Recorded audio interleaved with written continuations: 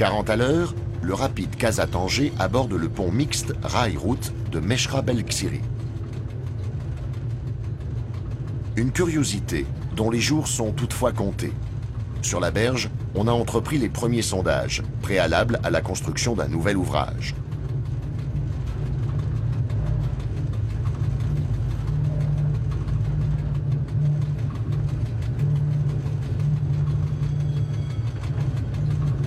Image traditionnelle, hangar aussi à quelques centaines de mètres de là. Devant le bâtiment des années 20, les voyageurs attendent patiemment leur train.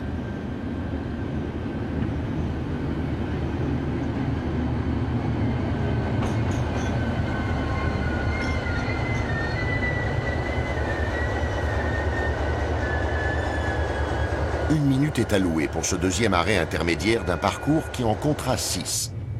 Rachid ne va pas tarder à recevoir le signal de départ.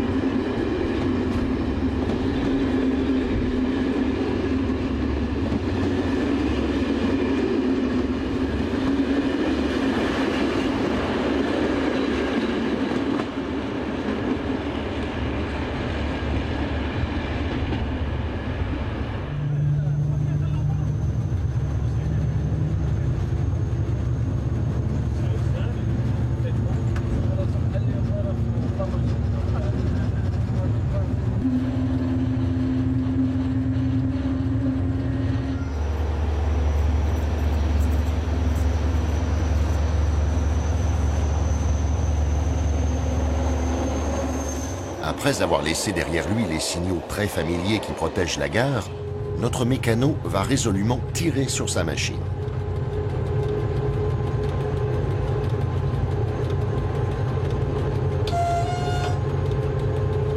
Ici débute la seule section de la ligne autorisant le 140.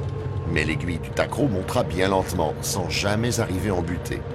Le diesel, même beau, a ses limites.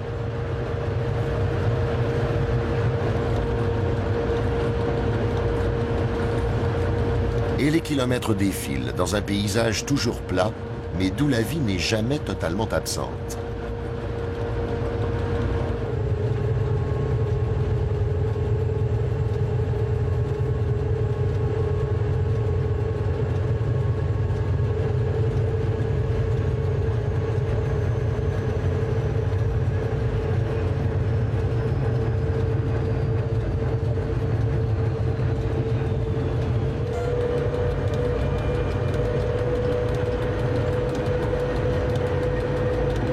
Dans la vaste plaine agricole du Rarb, d'autant plus fertile que le printemps a été abondamment arrosé, on finit toujours par trouver un berger et ses moutons, qui assurent consciencieusement le nettoyage des abords de la voie.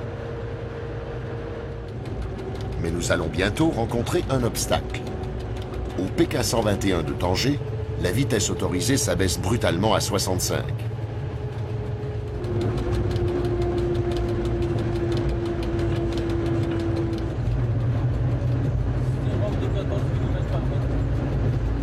Le passage à niveau marque le début d'une rampe de 15 pour 1000, unique intermède accidenté sur ce parcours facile. Et le CT, qui s'était un instant cru l'égal de l'arbalète Paris-Bâle, va maintenant nous rappeler le Ventadour, dans des sinuosités dignes de Clermont-Brive.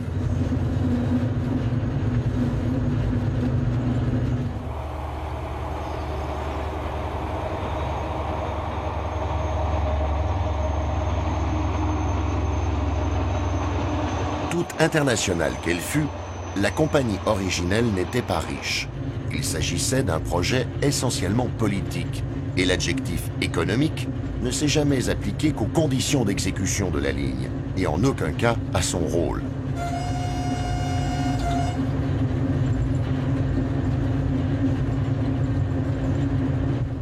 Sur ces courbes et contre-courbes tracées au plus près du terrain naturel, on se croirait presque aux antipodes de la section Casa-Rabat-Kenitra, hyperactive et superbement réalignée.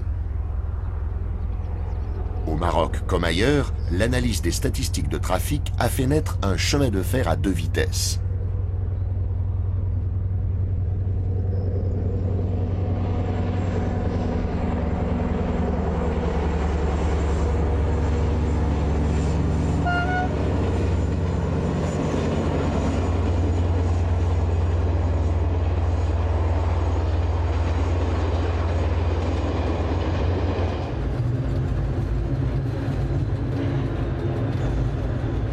Après quelques kilomètres d'effort, voici la petite gare d'Arbawa, qui coïncide avec le point culminant, tout aussi modeste. L'altitude n'excède pas 130 mètres.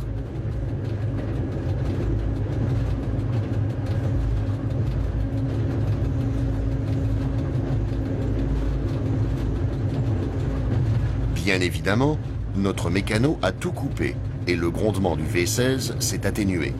Ici débute la descente vers le bassin de l'Oued Loukos.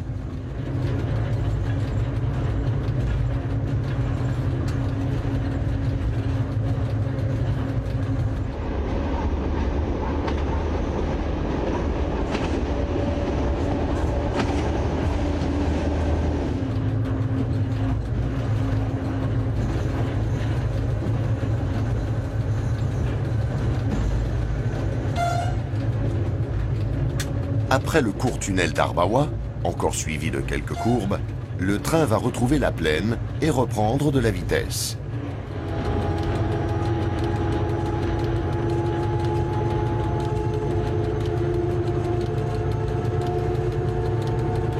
Simultanément, nous quittons ce qui fut jadis le protectorat français, pour entrer sur l'ex-territoire du Maroc espagnol.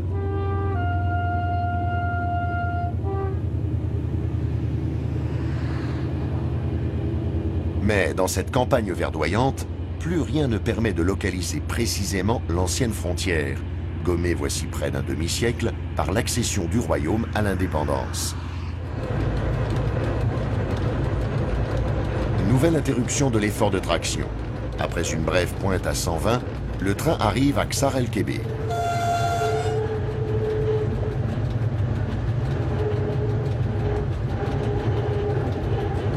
On comprendra vite que ce gros bourg n'a pas les mêmes prétentions touristiques que les fameuses villes impériales, mais il s'agit tout de même de l'étape intermédiaire la plus importante du parcours.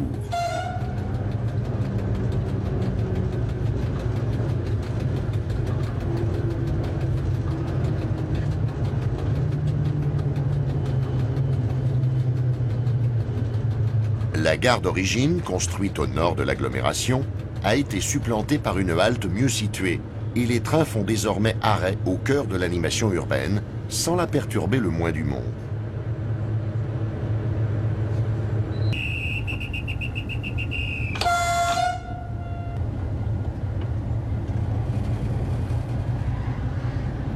Le flux incessant s'interrompra tout de même un instant, pour laisser repartir le convoi.